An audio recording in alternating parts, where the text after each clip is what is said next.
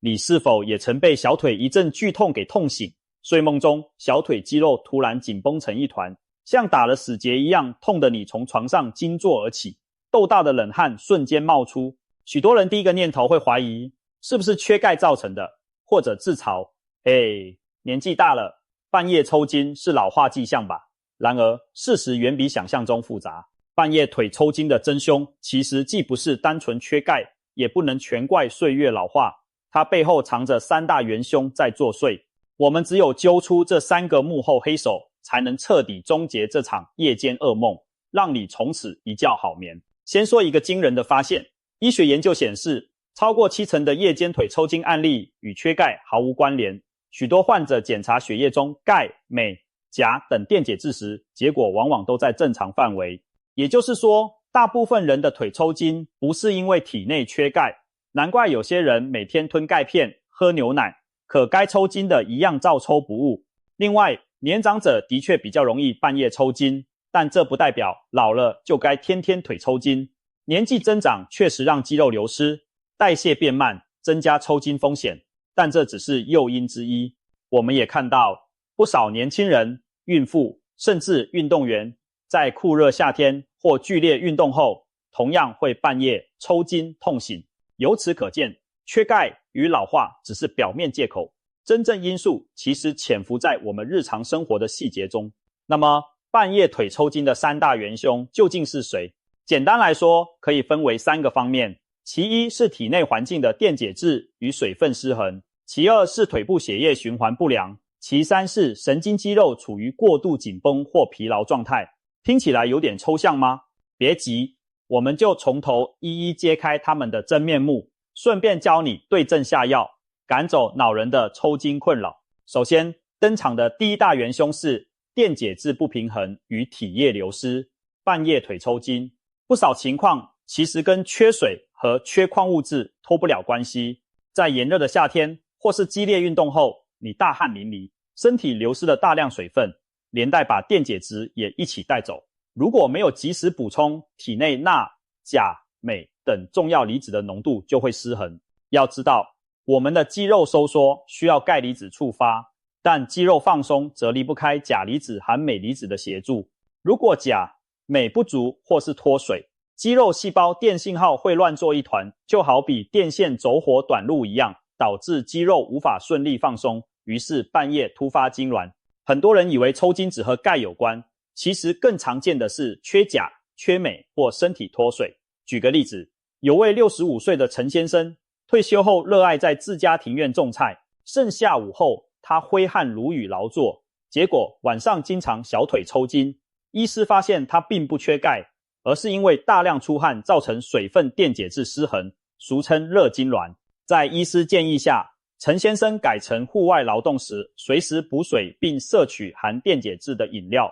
结果抽筋症状明显改善。这说明当身体严重缺水、缺盐时，肌肉就像缺了润滑液和电解质的马达，随时可能猛然卡死痉挛。除了大量流汗，日常中还有哪些情况容易让身体脱水失衡呢？首先，很多银发族因为怕半夜起床上厕所，睡前不敢喝水，导致夜间轻度脱水，再加上高龄者肾脏功能退化，口渴感下降，更容易缺水，结果腿部肌肉在干巴巴、电解质不足的状态下工作，一不小心就闹罢工。其次，某些药物也可能惹祸，例如高血压患者常用的利尿剂会增加排尿，让水分和矿物质流失。有的人减肥、节食或挑食，长期饮食中钙、镁、钾摄取不足，肌肉所需的营养跟不上。还有人嗜喝浓茶或咖啡，这些都具有利尿作用，不知不觉把身体搞得偏干。缺镁尤其是现代人的隐形问题，镁有助于神经放电稳定和肌肉放松。如果饮食中绿叶菜、坚果、全谷类吃太少，镁摄取不足，抽筋风险就会提高。难怪常有人一阵猛运动后晚上抽筋，那多半是汗水带走了镁和钾。又或者孕妇抽筋，除了胎儿增加钙镁需求外，孕期容易恶心呕吐，食欲不振导致电解质不足也是原因之一。如何对付这位元凶，关键在于补足水分，均衡摄取电解质，白天请养成主动喝水的习惯，不要等口渴才喝。一整天下来水分足够，夜晚睡觉时身体才能维持平衡。当然，睡前2小时内适量，避免夜尿太多。如果你白天流汗很多，比如夏天外出或运动后，别只喝白开水，建议补充些含盐分、钾的运动饮料，或吃一根香蕉、一些坚果，这样才能把流失的电解质补回来。日常饮食方面，也要注意摄取富含钾含镁的食物，例如深绿色蔬菜、豆类、香蕉、木瓜、坚果、全谷杂粮等等。反之，如果平时爱吃过咸的食物，钠离子摄取过量也会干扰其他电解质的平衡，因此盐分要适度。很多长辈习惯性把补钙当成万灵丹，其实真正该补的是水和其他矿物质。一般正常饮食下，血钙浓度身体自己会严密调控，不会说差一点钙就猛抽筋，倒是钾镁缺乏时，肌肉比较容易出问题。所以下次运动出汗后别急着吞钙片，不妨先来杯含电解质的饮料，晚上睡前也可以喝杯温开水，加1小撮盐或1匙蜂蜜，有助于维持血液中电解质的稳定。记住，渴了才喝水，往往为时已晚，养成随时补水的习惯，才不会让身体处于缺水的紧张状态。接下来登场的第2大元凶是腿部血液循环不良。试想一下，白天久坐不动或长时间站立，腿部血流变慢，肌肉缺乏新鲜血液的滋养，乳酸等代谢废物却堆积在那里。到了夜晚，这些疲惫的肌肉很可能用一场痉挛向你抗议。血循环不佳可以说是中老年人夜间抽筋的主要帮凶之一。随着年龄增长，我们血管弹性变差，特别是小腿远离心脏，血液回流容易不足。如果再加上平时缺乏运动导致的小腿肌肉力量不足，那些负责帮助血液向上回流的小腿肌肉帮浦压根派不上用场。结果腿部处于一种供血不足、代谢物淤积的亚健康状态，稍有风吹草动就抽筋。有临床研究指出，周边动脉硬化等血管问题也可能以夜间腿抽筋作为警讯。比如下肢动脉阻塞的患者，平时行走一段距离就脚痛，夜里平躺时因为腿部血流更少，可能也会痉挛疼痛。如果你半夜抽筋，同时伴随腿部冰冷或皮肤苍白，走路脚容易痛，千万别只当小毛病，这时应该及早就医检查血管健康。同样，地静脉曲张的人因为静脉血液回流不良，也常报告夜里小腿抽筋。血液回流差，肌肉得不到足够氧气，养分又带不走，代谢废物、乳酸、二氧化碳等刺激物质，肌肉纤维就可能异常兴奋收缩。这有点像肌肉在半窒息状态下乱跳，以剧痛痉挛向你示警。引起腿部血循环差的，除了年纪含血管疾病，本身日常习惯也扮演重要角色。最常见的就是长时间维持一种姿势，例如上班族整天久坐办公，不爱起身活动，或相反地，餐饮业、零售业人员站一整天，腿部血液因重力长时间淤积。还有些人坐着时爱翘二郎腿、翘脚，导致膝窝静脉受压，久了也会腿麻腿，容易抽筋。更有甚者，有些人睡觉姿势不良，无意中压迫到腿部血管神经。你可能不知道，睡姿真的会影响抽筋。平躺仰睡时，我们脚板自然下垂，足部呈伸直状态，小腿肌肉处在缩短状态，血流也较少。而侧睡时，腿可以微弯，或脚板抵着床板，反而比较不易抽筋。有的人习惯睡觉时被子紧紧把脚包住，甚至脚尖绷直，这也等于无形中给小腿肌肉施加压力。还有环境因素，譬如寒冷会使血管收缩，肌肉僵硬，冬天是抽筋高发季节，在寒冬夜里，腿抽筋的发生率是夏天的2倍。但就算天气热，也别以为高枕无忧，如果睡觉时冷气开太强，风口直吹在腿上，一样可能造成局部血液循环不良。前面提到的林女士案例就是如此，她先生怕热，把冷气开很低，她整晚腿脚都冰凉，结果下肢循环变差，导致夏天也狂抽筋。医生称这种情况为血不容筋，意思是血液无法充分滋养筋骨肌肉，因而发生痉挛。改善的方法很直接，林女士开始在睡前穿上长裤和长袜保暖腿部，此后抽筋明显减少，可见保暖对于改善循环何等重要。要对付血液循环不良这个元凶，重点在于促进腿部血流和减少阻滞。以下几个方法或许对你有帮助。一、白天勤活动筋骨，千万不要让腿整天保持一种姿势不动，每做1小时就起来走动5分钟，活动脚踝和膝盖。办公时可以做踮脚尖、脚跟轮流上下的动作，帮助小腿肌肉挤压静脉。久站的人则要找机会适度抬脚休息，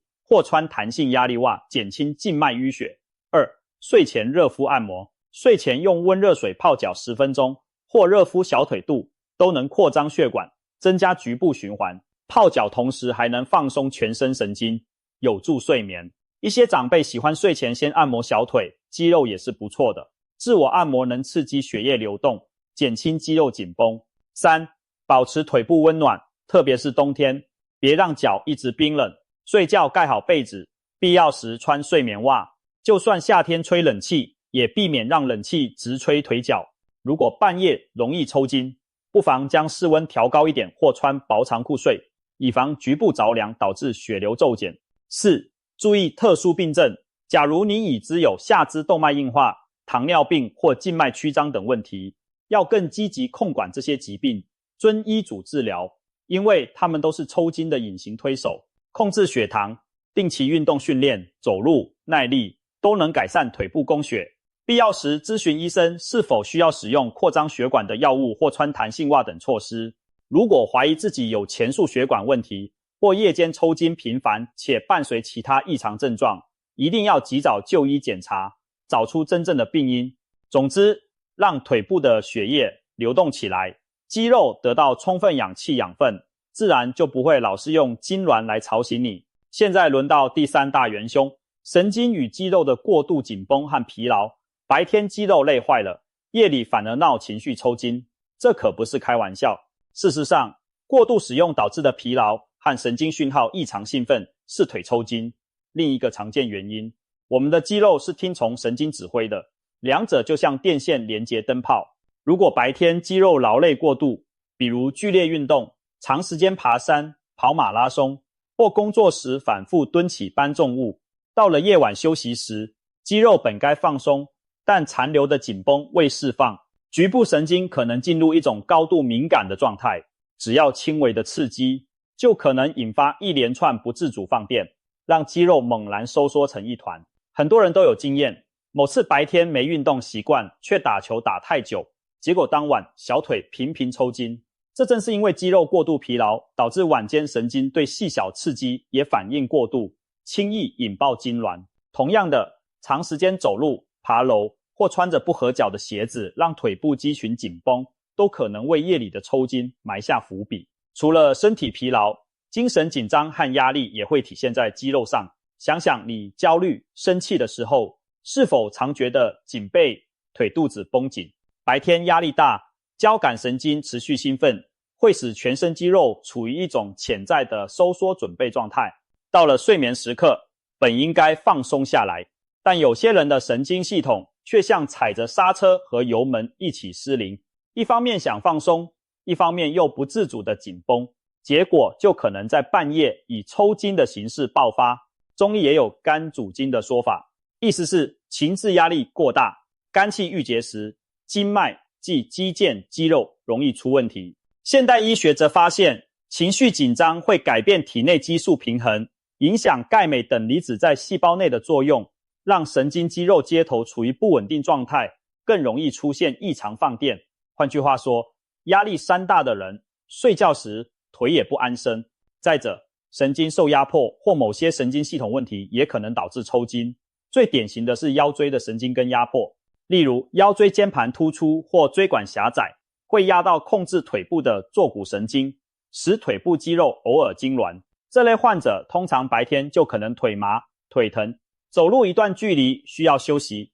类似间歇性跛行，而前倾推购物车姿势反而减轻不适。如果半夜抽筋伴有下背痛或下肢麻木感，要小心是否存在脊椎神经受压问题。同样地，周边神经病变，比如糖尿病造成的神经病变，也会让肢体出现麻痛和抽筋。这些属于病理性因素，需要医生介入治疗，不能只当作一般性的抽筋看待。最后，还有一个经常被忽略的因素是肌肉流失、肌少症，这其实跟年龄有关。人过中年后，肌肉逐渐萎缩，如果不常锻炼力量，肌肉纤维数量和品质都下降。有研究指出，肌少症会提高腿抽筋的频率，肌肉少了，负荷全压在残存的纤维上，它们更容易疲劳过度。又因为肌肉组织减少，储存糖原等能量的能力变差，稍微用力就累积过多乳酸。一旦夜里进入静止状态，乳酸刺激和疲劳让残存的神经肌肉接点频频错乱放电，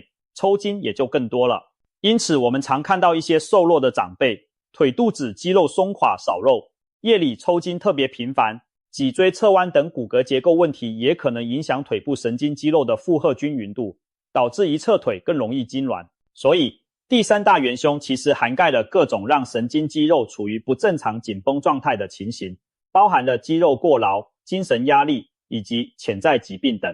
面对这位元凶，我们该如何预防与改善？关键就在于放松神经肌肉，避免过劳。这里提供几个建议：一、劳逸结合，平时运动要适量，循序渐进增加强度，切忌周末战士班一下子剧烈运动好几小时。运动后务必做肌肉伸展和缓和运动，比如跑步或登山玩，花10分钟拉拉小腿、腿后腱和大腿肌肉，让紧绷的肌纤维放松，乳酸排出。一位年约60岁的王阿姨常半夜腿抽筋，尤其天冷时更频繁。医生教她睡前做伸展操，面对墙壁站立，双手撑墙成弓箭步，一脚在后，伸直脚跟着地，感觉小腿肚被拉紧，维持20秒再换脚。还教她白天若从事剧烈活动，之后一定要按摩腿部。王阿姨照做数周后，夜间抽筋明显减少。由此可见，拉筋是预防抽筋的有效妙方之一。二、睡姿调整。刚刚提到仰躺容易脚板下垂，其实解决方法很简单，侧睡或在脚底抵一个软垫。有人干脆贴墙而睡，脚掌心轻轻顶着墙面，让脚板保持略微向上的背屈位入睡。这个姿势能预防腿肚肌肉因长时间缩短而痉挛。万一半夜突然小腿抽筋发作，也请你记住一个动作，立刻将脚板用力往上勾，像脚跟踢向小腿那样，这是最直接的止痛开关。通常几秒内疼痛就能大幅缓解。床边放个小夜灯，方便你随时坐起来拉脚板止痛。3、疏解压力。日常生活中适度给自己减压，睡前不要过度劳心劳神，可以在睡前泡个热水澡，喝杯温牛奶或花草茶，听点轻音乐，让交感神经安静下来。很多人发现去度假时腿不怎么抽筋，回家上班又开始频繁，这就是压力影响的最好证明。睡前10分钟做做腹式呼吸或冥想，也有助神经系统进入放松模式。4、强化肌力。别以为上了年纪就只能任由肌肉流失，其实透过适当的阻力训练，仍然可以增强肌肉耐力，减少抽筋发生。特别是小腿和足部的肌群，可以练习踮脚尖、踩毛巾、抓物等训练，提高它们的功能。一旦肌肉变强壮，对疲劳的抵抗力也提高，过度兴奋、乱放电的机会自然降低。5、留意慢性疾病管理。若有糖尿病、甲状腺低下等疾病，遵从医嘱控制病情，因为这些问题也可能干扰神经肌肉的正常机能，使你更容易抽筋。如果近期频繁抽筋，回想一下是否刚开始服用某种新药，例如某些降血脂药物，他汀类可能引起肌肉不适，或避孕药可能影响电解质，这些情况都应与医师讨论，看看是否需要调整药物。在了解了夜间腿抽筋的3大元凶和对策后，我们再提供一个紧急止痛的小妙招。当抽筋发生时，除了前述迅速脚板上勾拉筋外，可以试试按压小腿肚的一个止痛开关承山穴。承山穴位于小腿后侧正中，当你用力点脚尖时，小腿肚肌肉隆起，在肌肉下方会出现一个明显的凹陷，那里就是承山穴。抽筋时用拇指按压此穴位并揉动5到10秒，往往能帮助肌肉放松，加速解除痉挛。许多过来人分享，他们半夜腿一抽筋，就立刻伸手掐住自己小腿肚的承山穴，结果疼痛迅速缓解下去，肌肉也软化不少。这原理可能在于刺激神经反射，促使过度收缩的肌肉松弛。同时别忘了深呼吸，尽量放松心情。疼痛虽然严重，但你越紧张，肌肉会抽得越厉害。可以告诉自己，没事，只是抽筋，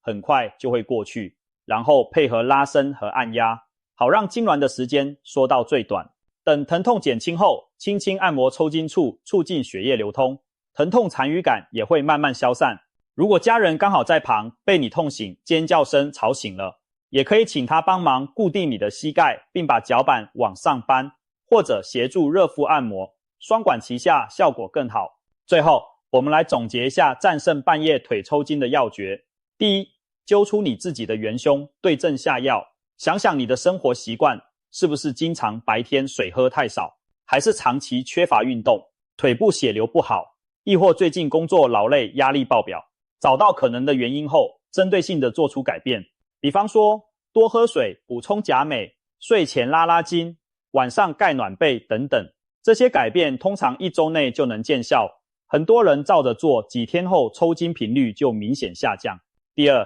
养成良好习惯，持之以恒，别等抽筋好了就松懈，又回到原本的生活模式。预防抽筋的那些措施，其实都是促进健康的好习惯，均衡饮食、充足水分、规律运动、睡眠保暖、身心放松，长期坚持不仅远离抽筋，整体健康状况也会提升。第三，及时求医。如果你已经调整生活习惯仍无改善，或者抽筋越来越频繁剧烈，那就不要自己硬撑了。正如医师所提醒的，反复顽固的夜间抽筋应该让专业医师评估，找出是否有潜藏的疾病因素，透过抽血检查、神经传导检测或血管超音波等，有时候能发现一些隐患，早治疗才能早解除后患。总之，千万别把腿抽筋当成老了必然现象，而听之任之，我们完全可以借由调养改善来根除这个夜间噩梦。想象一下，不久的将来，你不在半夜痛得满屋子乱跳，不在凌晨揉着小腿哀叹，腿又在闹脾气，取而代之的是整晚安稳的睡眠，清晨神清气爽的醒来，那种感觉多么自在。半夜腿抽筋并非无法避免的宿命，只要找出真正的3大元凶并各个击破，我们每个人都能告别这种突如其来的剧痛折磨。把误会多年的缺钙冤魂放一边，把年纪大的借口踩在脚下，现在就行动起来，调理身体吧。从今天开始，好好喝水，动一动腿，睡前暖暖身，放松心情。相信不久之后，你也可以骄傲地跟别人说，半夜腿抽筋，那是从前的噩梦啦。